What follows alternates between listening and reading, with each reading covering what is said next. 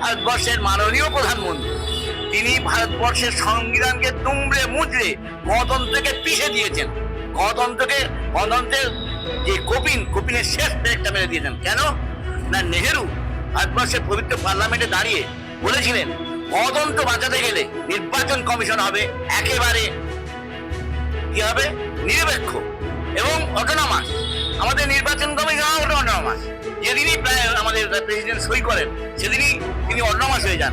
দেখা গেল কি কি আইন আনা হলো, এতকাল আইন ছিল কি না, ভারতবর্ষের প্রধানমন্ত্রী, বিরোধী নেতা এবং ভারতবর্ষের সর্বোচ্চ আদালত সুপ্রিম কোর্টের প্রধান বিচারপতি, এই তিনজন ঠিক হবে, প্যানেল থাকবে। এই প্যানেল ঠিক করবে কাকে নির্বাচন কমিশন করা হবে। আমরা কি দেখলাম 23 সালে? আমরা দেখলাম গণতান্ত্রিক বন্দোবস্তকে শেষ করে দিয়ে মোদিজি কি করলেন? মোদিজি করলেন কি না, প্রধানমন্ত্রী, ক্যাবিনেটের কোনো মন্ত্রী এবং বিরোধী নেতা, অর্থাৎ সেখান থেকে সরিয়ে দেওয়া হলো ভারতবর্ষের প্রধানমন্ত্রী। সরিয়ে দেন কাকে? ভারতবর্ষের সুপ্রিম কোর্টের প্রধান বিচারপতিকে, যিনি কি করেন, রাষ্ট্রপতি শপথ বাক্য পাঠ করান। রাষ্ট্রপতি যখন শপথ বাক্য পাঠ করে তখন তিনি শপথ বাক্য পাঠ করান। আবার রাষ্ট্রপতি যেমন সুপ্রিম কোর্টের প্রধান বিচারপতি শপথ বাক্য পাঠ করেন। এমন একটা চেয়ার তাকে রাখা হয়েছিল, নেহরু রেখেছিলেন।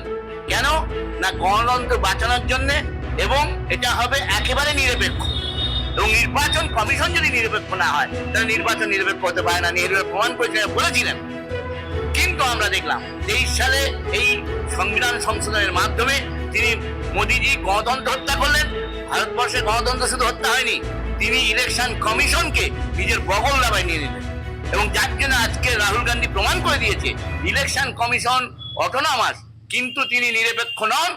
একজন মহিলা, ব্রাজিলিয়ান মহিলা, যিনি এখানে মেবি তিনি মডেল করেন, অসুবিধা কিছু নেই,